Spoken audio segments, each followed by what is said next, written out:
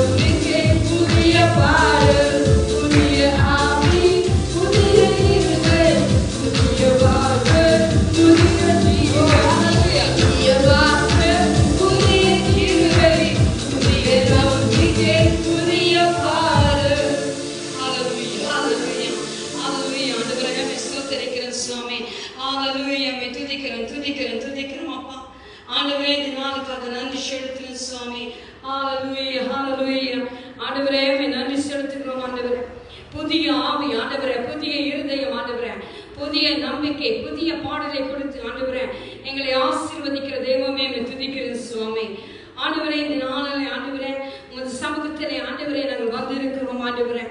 அப்பா தெய்வமே, அப்பா பெந்தெக்கோஸ்து நாளிலே ஆண்டவரே வந்து அபிஷேகம் ஆண்டவரே, ஆண்டவரே அந்த புதிய அபிஷேகம் அந்த தேற்றல் வாழன ஆண்டவரே அப்பா நீர் எங்களுக்கு தரும்படியாக ஆண்டவரே. அப்பா உங்க வார்த்தைகளை நாங்கள் தியானிக்கிற பொழுது ஆண்டவரே அப்பா சுவாமி எவ்வாறு சீடரோடு கூட பேசுகிறது போல ஆண்டவரே எங்களுடைய இதயம் ஒழுங்கு விட்டு எரிய செய்யுங்க ஆண்டவரே. அப்பா உண்மை ஆண்டவரை ஸ்தோத்திரிக்கிறோம், நன்றி செலுத்துகிறோம் ஆண்டவரே. மற்றும் ஆண்டவரை உண்மை துதித்த பாட கிருபை கொடுத்தீங்க ஆண்டவரே. அப்பா உங்க வார்த்தையை தியானிக்கிற பொழுது ஆண்டவரே எங்களுக்கு உதவி செய்யுங்க. உமது ஆவியானவரின் பலன் எங்களை ஆட்கொள்ளும்படியாக சொல்லிக்கிறேன்.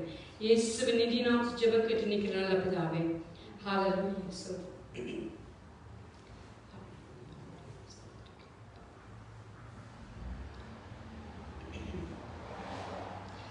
ஹல்லேலூயா. இந்த நாளில் நாங்கள் அபிஷேகத்தை குறித்து அநேக தேவனுடைய கிருபையை குறித்து நாங்கள் பாடினோம், நாங்கள் துதித்தோம்.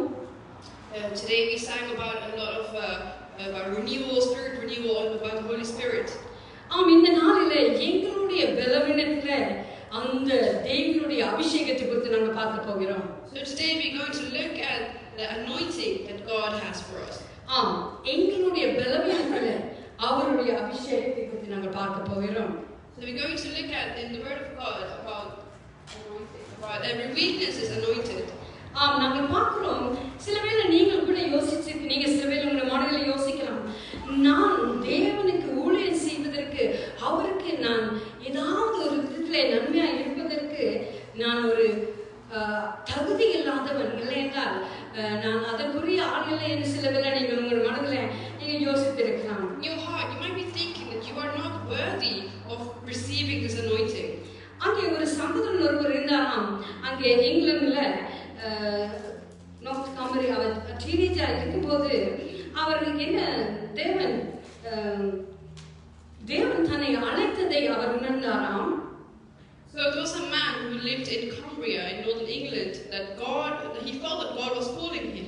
அப்போ அவர் அந்த சகோதரனை எடுத்துக்கொண்டார். அவர் பெரிய படிப்பு அறிவாளி அல்ல. So that man, he did not have much knowledge. அது மாத்திரமல்ல, அவர் அநேக விதமான எதிர்ப்புகளை அந்த ஊழிய பாதையில அவர் சந்தித்த ஒரு சகோதரன். He's a man who did ministry for God and he faced many oppositions throughout his ministry. நாங்கள் கூட சிலவேளை யோசிக்கலாம், ஆண்டவருடைய ஊழியம் தானே நாங்கள் செய்கிறோம், ஏன் இவ்வளவு பாடுகள் இவ்வளவு காரியங்களுக்காக நாங்கள் கடந்து செல்கிறோம் என்று. We might think ourselves, we are doing the ministry for God. Why do we have to go through so many things so many battles in our life? அந்த வாலிபன் அவர் வயது சென்ற பொழுது அவர் நினைத்த காரியம் என்ன? So what he thought about when he was in his youth age. அல்ல, அந்த வாலிபன் அந்த பேட்ரிக் என்று சொன்ன சகோதரன் அவர் வயது போன பிறகு அவர் யோசித்த காரியம் என்ன? After he was older, he reflected back on his life and he was thinking. அவர் இப்பொழுதுமே அவர் என்ன நினைக்கிறார் என்று சொன்னால், even now what he is thinking is, அவர் அந்த கடந்து வந்த பாதைகளை நினைத்து பார்க்கிற பொழுது when he looks back at his path all the things that he went through, அவர் அநேக படிப்பறிவில்லை என்றால் அவருக்கு ஒரு அதாவது ஒரு தகுதி இல்லாத ஒரு காரணமாக இருந்தாலும் கூட அதை கற்றுக்கொள்ள அதை செயலாற்ற கர்த்தர் கிருபை செய்தார் என்று இப்பொழுது வயது சென்ற பொழுது அவர் யோசிக்கிறாராம். But when in his old age he was reflecting back and he was looking at about all the things he went through and still what happened in his life. இப்பொழுதும் அவர் யோசிக்கிறார், ஆண்டவர் நான் இப்படி பலவீனமான படிப்பில்லாத என்னைத்தானே ஆண்டவர் தன்னோட உலகத்துக்கு அழைத்திருந்தார் என்று சொல்லி அவர் அதை நினைத்து பார்ப்பாராம். He remembered that when he was at a position where he felt he was not worthy God's calling and for his anointing, but still God chose him and he anointed him. பாருங்கள், தாவீதை ஆண்டவர் தாவீதின் சரித்திரத்தை நான் மறுபடியும் படித்துக் கொண்டிருக்கிறேன். அதை பார்க்க அதை வாசிக்க ரொம்ப சுவாரஸ்யமாக ஆண்டவர் இப்படியெல்லாம் கூட மனிதரோடு இடைப்படுவாரா என்று நான் யோசிக்கிற ஒரு தருணத்தை ஆண்டவர் எனக்கு கொடுத்திருக்கிறார். I always read through David's. Now I have started again to read about David's life. I started again to read about David's life, and it just amazes me on how what kind of the relationship you are able to have with God and so close with Him. I was just so amazed to learn about this. நாங்கள் தாவீதுன்னு எங்களுக்கு தெரியும். ஆனால் தாவீதுடைய சரித்திரத்தில் அவன் வாழ்க்கையிலே அவன் கடந்து போன காரியங்கள் தேவன் அவனோடு இருந்ததை எல்லாம் பார்க்கிற பொழுது வாசிக்கிற பொழுது ஆச்சரியமான ஒரு காரியமாக. I was always amazed to read about David's life and to see how much all things he went through. நாங்கள் வேதத்தை திருப்பிக் கொள்வோம். 2 Samuel 3:39. Let's turn our Bibles to 2 Samuel.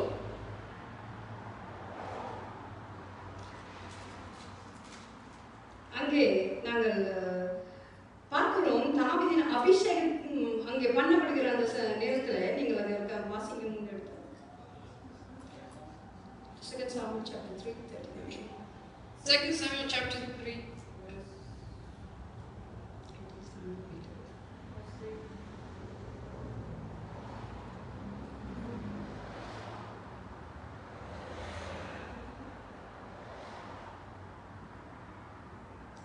Second Samuel chapter 3:39, verse 39. And today, though I am the anointed king, I am weak, and these sons. Second Samuel chapter 3. And today, though I am the anointed king, I am weak, and these sons of Zeruiah are too strong for me. May the Lord repay the evildoer according to his evil deeds. நாங்கள் பார்க்கிறோம் 3:39 அங்கே சொல்கிறது,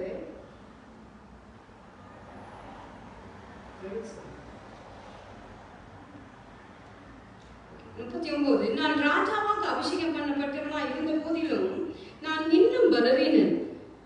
செருயாவின் குமாராகிய இந்த மனுஷர் என் பலத்துக்கு மிஞ்சினவர்களாயிருக்கிறார்கள்.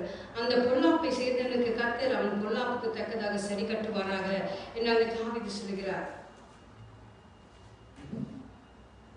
நாங்கள் பார்க்கிறோம் என்னவென்று சொன்னால் அவர் சொல்லுகிறார், நான் ராஜாவாக அபிஷேகம் பண்ணப்பட்டவனா இருந்த போதிலும் நான் இன்னும் பலவீனன் என்று அவர் சொல்லுகிறதை நாங்கள் பார்க்கிறோம். We can see that he says here, even though I am the anointed king, I am weak. ஏனென்று சொன்னால் அங்கே எப்பொழுது நாங்கள் பரிசுத்த ஆவியானவருக்கு எங்களுடைய வாழ்க்கையில இடம் கொடுக்கிறோமோ அப்பொழுது பரிசுத்த ஆவியானவர் அந்த வாழ்க்கையை நாங்கள் அல்ல அவர் நடத்தி செல்வதற்கு அவர் எங்களுக்கு உதவி செய்கிறவராக இருக்கிறார். Because whether we get anointed or not, it's the Holy Spirit that guides us. It's about the way that the Holy Spirit guides us. It doesn't matter if you're weak. நீங்கள் எவ்வளவு பலவீனராக இருக்கலாம். It doesn't matter how weak you might be. நீங்கள் தகுதி இல்லை என்று சொல்லி நீங்கள் மனதிலே நினைக்கலாம். You might seem inadequate. ஆனால் தேவன் சொல்லுகிறார், இன்றைய நாளிலே அவர் உங்களை பயன்படுத்த அவர் ஆயத்தமாக இருக்கிறார். God says that he can use you today. அங்கே தாவீதை அவர் தனக்காக அவர் பயன்படுத்தியதை நாங்கள் பார்க்கிறோம். We can see the way that God used David. அங்கே பார்க்கும் என்று சொன்னால் உங்களுடைய பலவீனம் கூட தேவன் மத்தியிலே அது உங்களுக்கு அபிஷேகம் பண்ணப்பட்டு உங்களை அது வழிநடத்துகிறதா இருக்கிறது. The same way we can see whatever your weakness may be, God will anoint you and he will strengthen you. நாங்கள் வேதத்தை திருப்பிக் கொள்வோம். சங்கீதம் 69. Turn our Bibles to 69, Psalm 69.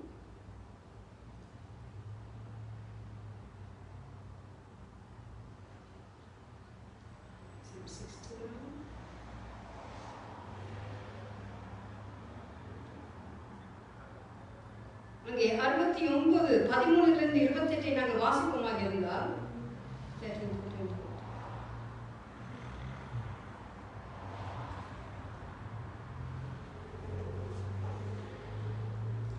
நம்ம வாசிப்போம். ஆனாலும் கர்த்தாவே, அனுக்கிரக காலத்திலே உம்மை நோக்கி விண்ணப்பம் செய்கிறேன்.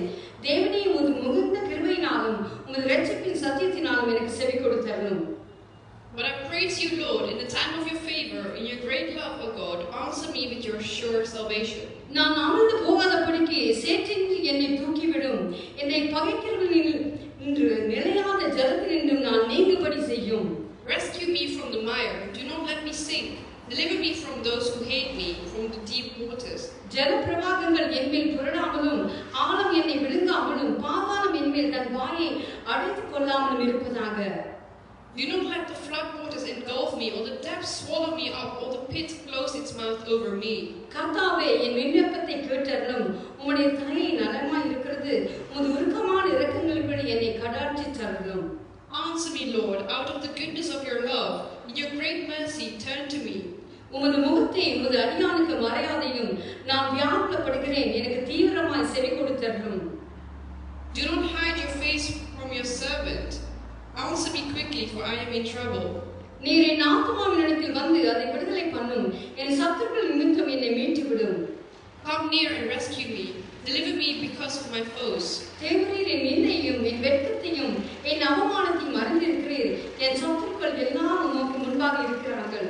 You know how I am scorned, disgraced, and shamed. All my enemies are before you. நிந்தை என் இருதயத்தை பிளந்தது. நான் மிகவும் வேதனைப்படுகிறேன். எனக்காக பரிதபிக்கிறவன் உண்டோ என்று காத்திருந்தேன், ஒருவனும் இல்லை. தேற்றுகிறவர்களுக்கு காத்திருந்தேன், ஒருவனையும் காணேன். Scorn has broken my heart and has left me helpless. I looked for sympathy, but there was none.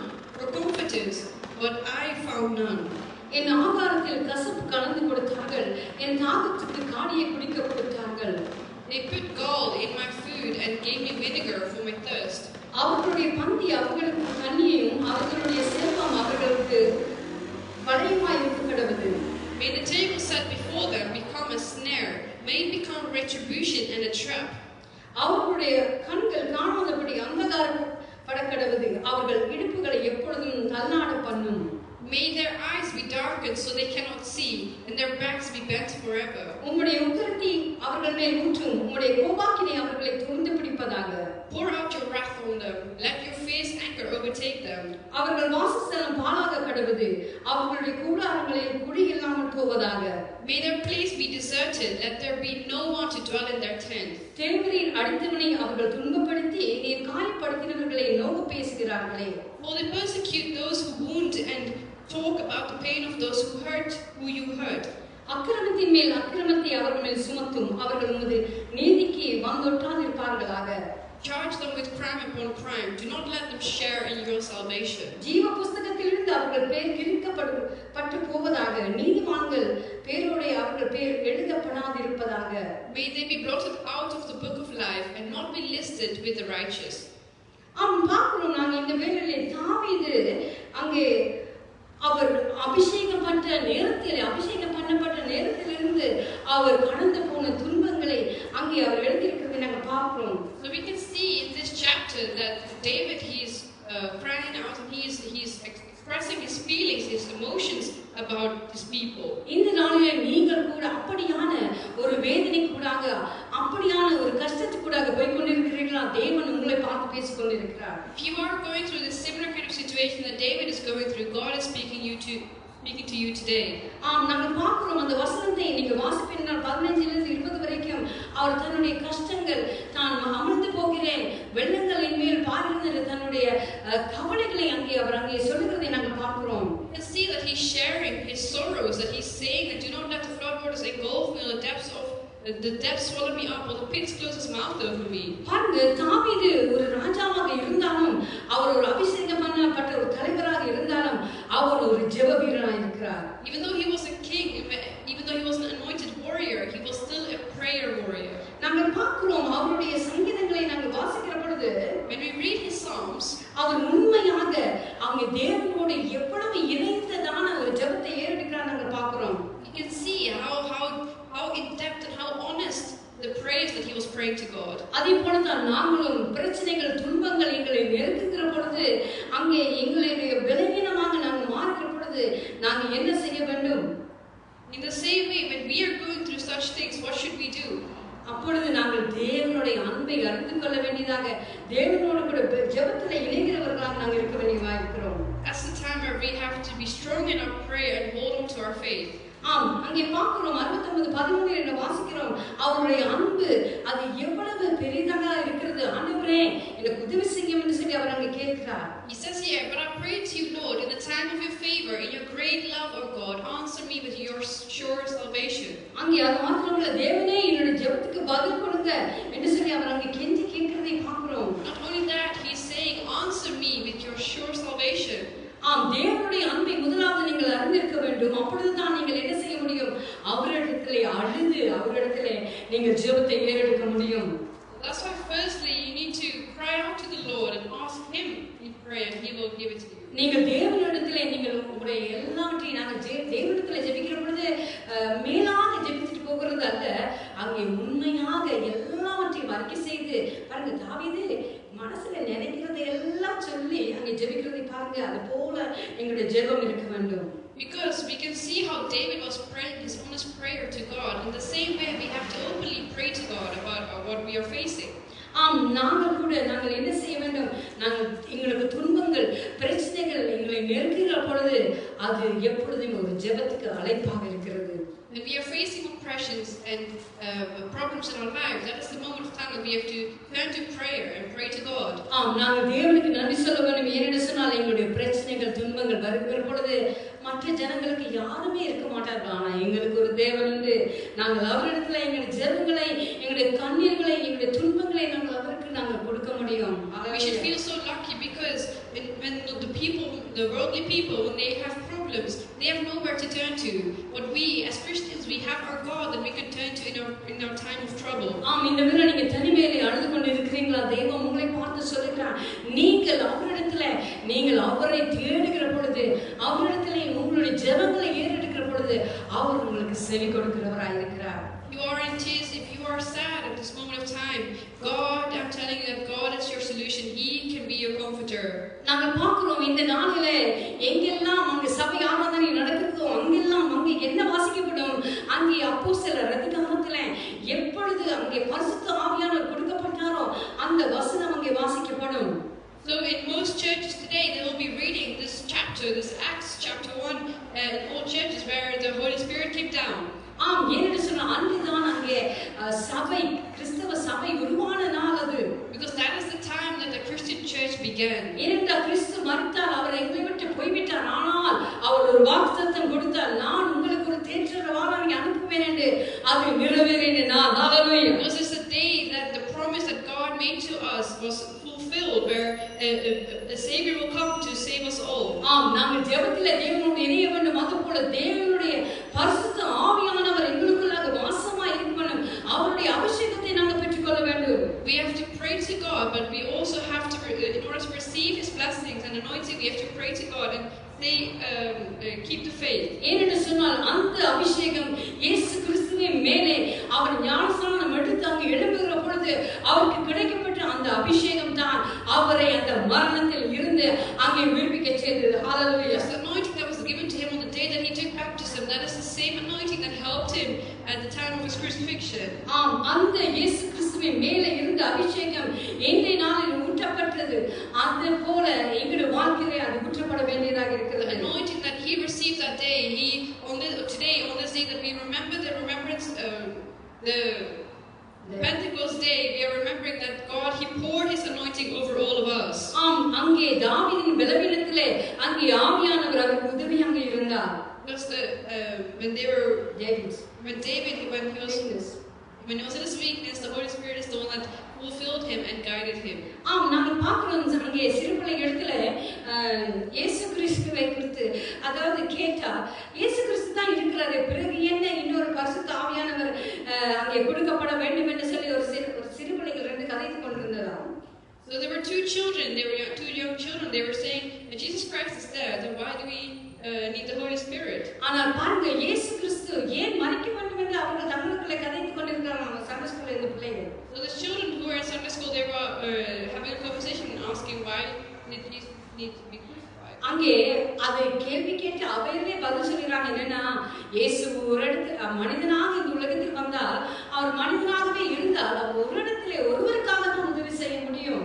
So the children, they answered the question themselves and they said if he stayed in the human form, he would only be able to tend to people in that one place at a time. ஆனால் ஆவியானவராக இந்த உலகத்தில் அவர் பிரவேசிக்கிற பொழுது அவர் omni present, எல்லா இடத்திலும் எல்லாருக்காகவும் எல்லா இடத்திலையும் அவர் போகக்கூடிய வல்லமையை பெற்றிருக்கிறார். ஹல்லேலூயா. But because he came through the Holy Spirit, he was able to be omnipresent and at all the places at the same time whenever needed.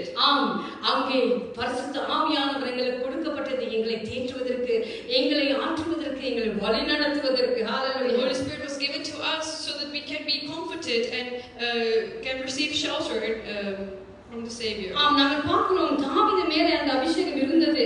அந்த அபிஷேகம் அங்கே பழைய ஏற்பாட்டிலே ஆவியானவர் இல்லை என்று சொல்லி நீங்க நினைக்க கூடாது. அங்கே ஆவியானவர் வருவதும் எடுத்துக்கொள்ளப்படுவதுமாக அங்கே இருந்தது. ஆனால் பெந்தெகோஸ்து நாளிலே வந்தவர் அவர் தங்கிவிட்டார் எங்கள் மத்தியில். ஹalleluya. We can say when we think about that there was no Holy Spirit in the Old Testament, but we can see that the Holy Spirit came up and down. It didn't stay. But on the day of Pentecost is the day that the Holy Spirit came down and it remained down and was spread over the whole world. அங்கே பார்க்கிறோம் தாவீது அங்கே 16வது வசனத்திலே அங்கே சொல்லிருந்த அவர் என்ன சொல்கிறார்? What does it say in verse 16?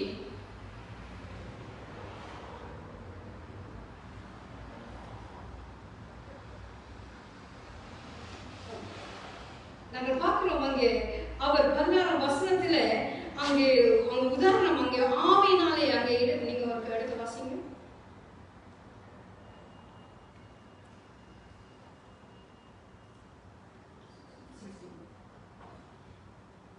யெகோவாவே எனக்கு பதில் தாரும், உமது உடன்படிக்கையின் அன்பு நல்லது, உமது பெரிதான இரக்கத்தால் என்னிடம் திரும்பும் என்று சொல்லி அங்கே சொல்லுவதை பார்க்கிறோம்.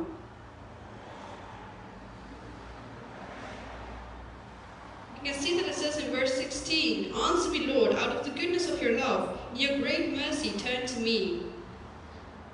அவர் அங்கே என்ன செய்யுங்கள், உதவி செய்யுங்கள் என்று அங்கே கேட்கிறதை நாம் பார்க்கிறோம். You can see there that he's asking God to help him.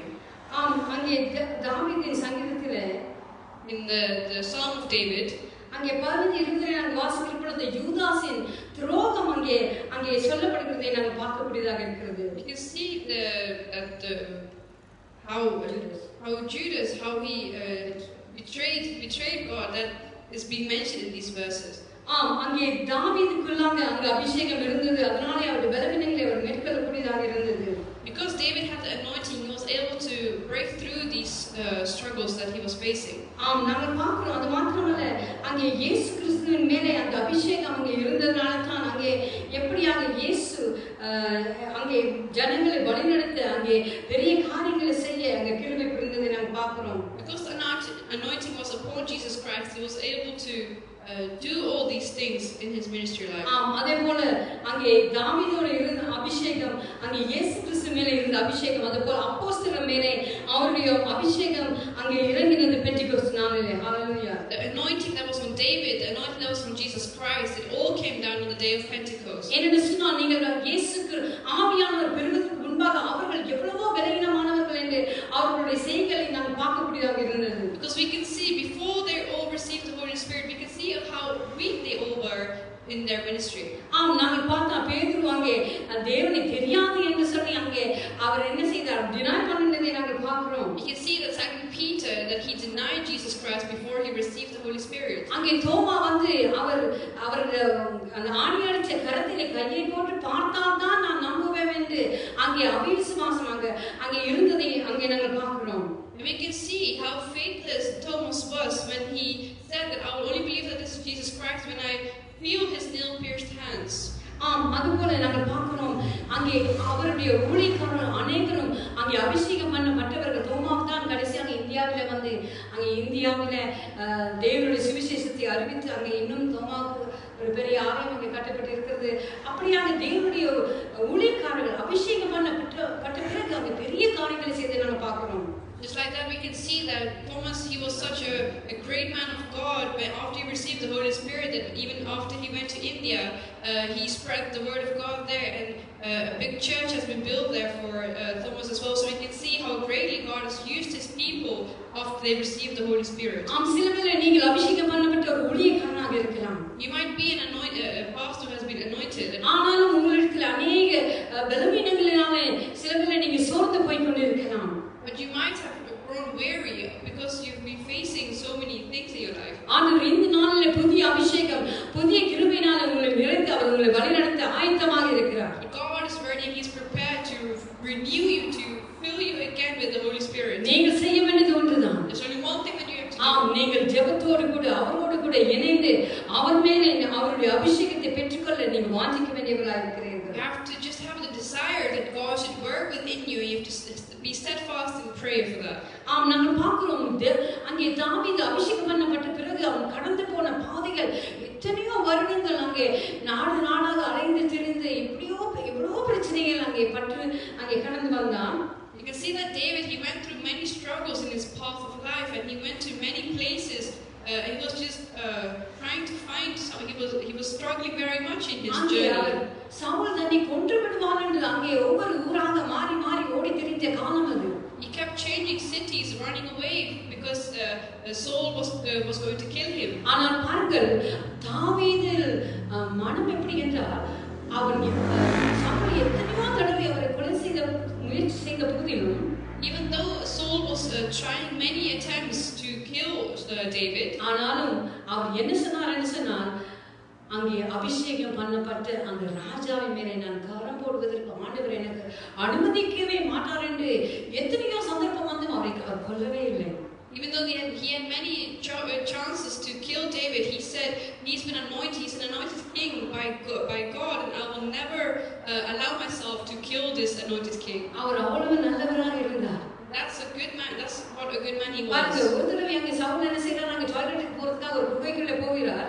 We see once Saul was going to a cave to go to the toilet. ஆனால் அங்கே தாவீது மட்டும் அந்த குகையின் மற்ற பக்கத்திலே தாவீது இருந்தார். அவர் நினைத்து அவருடைய ஃப்ரெண்ட்ஸ் அவங்களோட சோதனை சொல்றாங்க, அவனுக்கு நல்ல சந்தர்ப்பம் ஆண்டவர் கொடுத்துறார், கொலை செய்ய போய் அவனை கொன்று விடு என்று சொல்கிறார்கள். So his soldiers they informed him that David was on the other side of the cave and saying that this is a great opportunity for you to murder him. ஆனா அவசரமே இல்ல. தேவன் அபிஷேகம் பண்ணினவரை நான் கொல்லவே மாட்டேன். He said that the one who has been anointed by God I shall never lay my hands upon. அவர் என்ன செய்யறாருன்னா அவருடைய சால்வையில அவருடைய கேப்பிண்ட ஒரு சைட்டை மட்டும் வெட்டி எடுத்துடுவார். So what he does is he just cuts off a small piece from his cape and he took that. அவர் வெளியே வந்த பிறகு அவர் தூரத்தில் இருக்கும்போது சொல்லுகிறார், உங்களை கொல்லுவதற்கு எனக்கு சந்தர்ப்பம் உண்டு, ஆனா நான் கொல்ல மாட்டேன், தேவன் அபிஷேகம் பண்ணினவரை நான் செய்யவே மாட்டேன் என்று சொல்லி அவருக்கு சொல்லுகிறார். So when he was gone into some distance, he showed that piece of cloth that he cut off, and he said to David, I'm able to kill you, but I will not kill you because you've been anointed by God. அப்ப சவுலே சொல்றான், உண்மையாகவே நீ நல்லவன் தான், நீ தேவனால அபிஷேகம் பண்ணப்பட்டவன் தான் என்று சொல்லி அவர் அறிக்கை செய்கிறார்.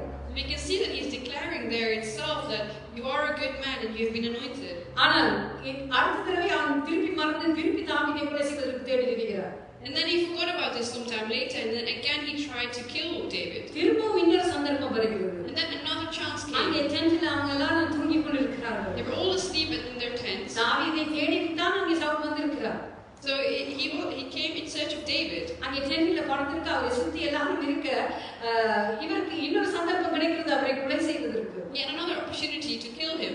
அப்பொழுது என்ன செய்கிறார், அவர் கொலை செய்யவில்லை, அவருடைய ஈட்டியையும் அவருடைய காரியங்களை எடுத்துக்கொண்டு போய் அவருடைய வாளையும் எடுத்துக்கொண்டு வந்து தூரத்தில் இருந்து திரும்பவும் சொல்லுகிறார், எனக்கு சந்தர்ப்பம் கிடைத்தது, நான் உன்னை கொல்ல மாட்டேன், ஏனென்று சொன்னால் நீ அபிஷேகம் பண்ணப்பட்டவன் என்று அங்கே அவர் சொல்லுகிறார். You can see that he went to David and took away his weapons, and then again he went to a distance and he said from there to David, you've been anointed by God, so I will not lay my hands on you. அப்படியாக அவருக்கு அநேக தடவைகள் கிடைத்தும் அபிஷேகம் பண்ணப்பட்டவர் ஆண்டவர் பார்த்துக் கொள்வார் என்று அங்கே அவர் கை கழுவி விட்ட இல்லாட்டி அதை செய்யவே இல்லை. We can see that there were many opportunities for him to kill David, but he didn't because he was appointed by God. கடைசியாக என்ன நடக்கிறது என்று சொன்னால், what happens at the last moment? அங்கே ஜனங்கள் அவருக்கு எதிராக யுத்தம் பண்ணுகிறார்கள். People they are battling against him.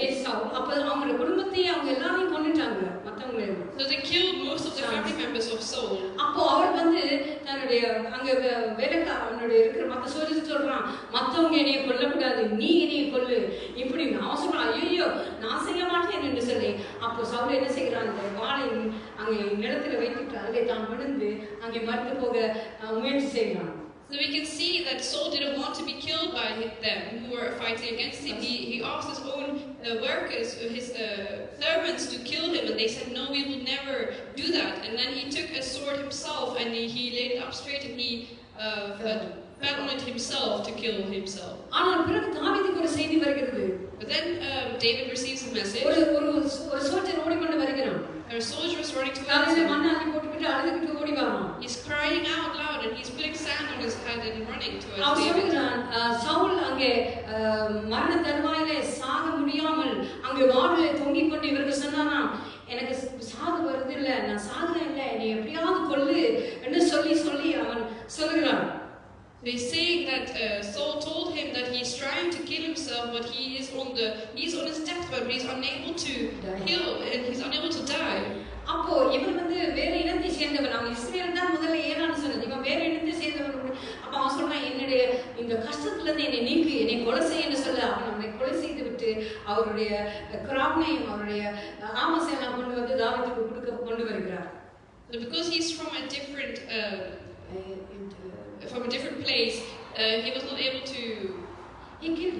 He killed Saul, and he brought his crown and his other weapons to David and said, he gave it to him. He gave it to David. அப்ப தாவீது என்ன சொன்னான் தெரியுமா? You know what David said? யார் உனக்கு தைரியம் கொடுத்தது ஆண்டவர் அபிஷேகம் பண்ணினவனை கொலை செய்வதற்கு என்று சொல்லி அவனை கொலை செய்து போடுகிறான் தாவீது. So David said to that servant, he said, how did you become so brave, and who gave you that permission to kill a man that has been anointed by God? பாருங்க, அபிஷேகம் பண்ணப்படுகிறது ஒரு சிறிய காரியம் அல்ல.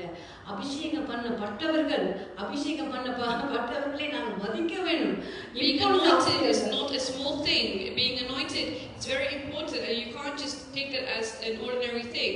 இப்போ பாருங்க, யூடியூப்ல திறந்து அபிஷேகம் பண்ணப்பட்டவர்கள் சொல்லுகிறவர்கள் அங்கே மற்ற அபிஷேகம் பண்ணப்பட்டவர்களை அங்கே கொலை செய்து கொண்டே இருக்கிறார். Even if you go on YouTube now, you can see many people that have been anointed, and they're still killing the other people who have been anointed. Verbally abuse பண்றாங்க, பிசிக்கலா என்ன செய்றாங்களோ எனக்கு தெரியாது. ஆனா இப்படியாக அபிஷேகம் பண்ணப்பட்டவர்களை சாதாரணமாக நினைக்கிற ஒரு காலம். A time has come now where even the anointed people are not being respected. They just are being taken as normal people. இந்த நாளிலே அபிஷேகம் பண்ணப்பட வேண்டும் என்று காத்திருக்கிறவர்களும் அபிஷேகம் பண்ணப்பட்டவர்களும் நாங்கள் இன்னும் தேவனிடத்திலே ஒப்புரவாகி அவரோடு சேர வேண்டிய காலம். So today has come that we have to respect the ones who have been anointed, and then if we want to receive the anointing, we have to dedicate and offer ourselves to the Lord.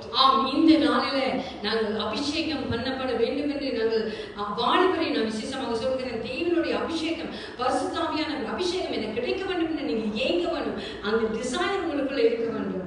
So you should have, as specifically for the youth, you should have a desire that you want to be filled with the Holy Spirit. தாவீதை போல தலைவர்கள் எங்களுக்கு வேண்டும். இங்கே சபைகளிலே மற்ற தலைவர்களை கொலை செய்கிறவர்கள் அல்ல, அபிஷேகம் பண்ணப்பட்டவனை எதிரியாக இருந்தால் அதை மதிக்கிற ஒரு ஊழியக்காரனாக அபிஷேகம் பண்ணப்பட்டவர்களாக நாங்கள் இருக்க வேண்டும். We need to be like David, and we should respect the anointed people, and if you receive the anointing, then you should be respected as well. நாம் இந்த நாளிலே தேவனுக்கு நாங்கள் நன்றி சொல்லுவோம். ஏனென்று சொன்னால் அங்கே தாவீது மேலே இருந்த அதே அபிஷேகம் அது எங்களுக்குள்ளாகவும் இருக்கிறது இந்த நாளிலே. ஹல்லேலூயா. Because today the spirit that David was filled with, we can be filled with that as well today. நாங்கள் நன்றி சொல்லுவோம். எங்களுடைய பலவீனத்திலே அவருடைய அபிஷேகம் அது எங்களுக்கு உதவ வேண்டியதாக இருக்கிறது. We should give thanks to the Lord because His anointing is the one that is blessing us today. நீங்க சில வேளை இந்த நாள்ல பலவீனத்திலே ஐயோ இந்த ஊழியத்தை செய்ய நான் தகுதியில்லை என்று உங்கள் மனதிலே நீங்க நினைப்பீர்களா? இந்த நாளிலே தேவனுடைய அபிஷேகம் உங்கள் மேல வர வேண்டும். ஹல்லேலூயா. Today you might be thinking that you are not worth of being anointed, but God is telling you that you are ready, that you are worth it. இந்த நாளை நான் உங்களுக்காக ஜெபிக்க போகிறேன். I would like to pray for you. அபிஷேகம் பெற்றவர்கள் அபிஷேகம் பெருகட்டும் என்று அங்கே டிசைன் பண்ணுகிற ஒவ்வொருவரும் இந்த மேல உங்களுடைய கரத்தை உயர்த்தி தேவனிடத்தில் நீங்க கேட்கிற பொழுது அதை அவர் உங்களுக்கு கொடுக்கிறவராய் இருக்கிறார். When you lift your hands up and you ask with a desire that you want to be filled with the Holy Spirit, by God He will fill you. அந்த பெந்தெக்கோஸ்து நாளிலே அங்கே கொடுக்கப்பட்ட அந்த ஆவியானவரின் அபிஷேகம் இந்த நாளிலே நாங்கள் அதை புதுப்பிக்கவும் அதை பெற்றுக்கொள்ளவும் நாங்கள் ஆயத்தப்படுவோம். We should prepare ourselves to be filled with the Holy Ghost that was spread on the day of Pentecost. Hallelujah. ஆண்டவரே உம்மை ஸ்தோத்திரிக்கிறேன், நன்றி கூறுகிறோம் ஆண்டவரே. Heavenly Father, we thank you. ஆண்டவரே இதை பார்த்து கொண்டிருக்க ஒவ்வொரு பிள்ளைகளுக்கும் அப்படி ஜெபிக்கிறேன் ஆண்டவரே. I pray for every single person that is watching right now. ஆண்டவரே நீ அழைத்திருக்கிறார், ஆனா இந்த ஊழியத்தை செய்ய எனக்கு படிப்பு அறிவு பத்தாது, எனக்கு நான் அதுக்குரியவன் அல்ல இந்த மனதில் நினைத்து கொண்டிருக்க ஒவ்வொரு பிள்ளைகளுக்காக நான் ஜெபிக்கிறேன் ஆண்டவரே. Lord, I pray for each and every single person that thinks, Lord, that they have felt the calling of Father, but they are not worth it, oh Father. இந்த நாளிலே உமது ஆண்டவரே சுவாமி உமது அபிஷேகம் இறங்கும்படியாக ஜெபிக்கிறேன். Lord, I ask you, Father, that your anointing will be fallen upon them, oh Father. ஆண்டவரே அந்த பெந்தெக்கோஸ்து நாளிலே ஆண்டவரே அப்பா அந்த மேல் வீட்டு அறையிலே இறங்கின அபிஷேகம் இந்த நாளிலே கட்டவிழ்க்கப்படும்படியாக ஜெபிக்கிறேன். Lord, oh Father, the Holy Spirit, oh Father, that fell upon everyone in the upper room, oh Father, we ask you, Father, they will be fallen upon us today, Lord. ஆண்டவரே இந்த வேளையில ஆண்டவரே அபிஷேகம் பண்ணப்பட்டு ஆண்டவரே பின்வாங்கின வாழ்க்கையில் இருக்கிற ஆண்டவரே ஒவ்வொரு ஊழியர்களுக்காக ஜெபிக்கிறேன் சாமி. Lord, I pray for all your servants, oh Father, who did receive the anointing of Father, but took a step back, Lord. ஆண்டவரே எல்லா நிபந்தனைகளையும் உடைத்து ஆண்டவரே அபிஷேகத்தினால் நிரப்பும்படியாக ஜெபிக்கிறேன். Lord, I ask you, Father, that you will break all the hurdles in their life, Father, and you will bless them, Lord. ஆண்டவரே இந்த நாளில் எங்கள் ஒவ்வொருவரையும் இந்த காலத்தில் ஒப்புக் கொடுக்கிறோம். புதிய ஆவி, புதிய இருதயம், புதிய நம்பிக்கை, புதிய பாடலை எங்களுடைய வாழ்க்கையில கொடுத்து ஆண்டவரே அப்பா நீர் எங்கள் வழிநடத்தும்படியாக ஜெபிக்கிறேன். Lord, we ask you, Father, that you will renew us, Father, that you will give us a new spirit, Father, new soul, Father, new body, Lord. Hallelujah. இந்த நாளிலே இந்த இடத்துல இருக்கிற ஒவ்வொரு பிள்ளைகளையும் உச்சி மனத உள்ள கால்வரை நரம்போடு ரத்தத்தை உடைப்படியாக ஜெபிக்கிறேன். Lord, I ask you, Father, that you will bless every single person that is here, Father, from the top to the toes, Lord. நீங்களே பொறுப்படுங்க சுவாமி. Lord, may you bless and take care. ஆவிக்கு மேல இருந்த அபிஷேகம் ஆண்டவரே. The blessing and anointing that was அந்த on கிறிஸ்து மேல இருந்த அபிஷேகம் ஆண்டவரே. the anointing that was on Jesus Christ. நீங்கள் ஒவ்வொரு மேல வரும்படியாக ஜெபிக்கிறேன். We ask you that it will rest upon all of us. இயேசுவின் நாமத்தில் ஜெபங்கள் கேட்கிறேன். In the name of Jesus, I pray. Amen. Amen. நாங்கள் சேர்ந்து சொல்லுவோம். We'll say together. என் ஆத்மாவே கர்த்தரை ஸ்தோத்திரி, என் முழுமே அவர் பிரசன்னத்தை ஸ்தோத்திரி, என் ஆத்மாவே கர்த்தரையே ஸ்தோத்திரி, கர்த்தர் செய்த சகல உபகாரங்கள் என்னை மறவாதே. ஆமென். கர்த்தராகிய இயேசு கிறிஸ்துவின் கிருபையும் பிதாவாகிய தேவனுடைய அன்பும் பரிசுத்த ஆவியினுடைய ஐக்கியமும் நம் அனைவருக்கும் கூட இன்றைக்கு நடக்கும். கர்த்தர் தாமே உங்களை ஆசீர்வதிப்பாராக. May God bless each and every one. மறுபடியும் நான் உங்களை சந்திக்கும் வரை தேவனுடைய வல்லமையின் ஆவியானவர் உங்களை தொடர்ந்து வழிநடத்தும்படியாக அவருடைய அபிஷேகத்தை பெற்றுக்கொள்ளுங்க. May hallelujah. God's Spirit and the Holy Spirit may come upon you and be filled until we meet again next week. Hallelujah. Amen.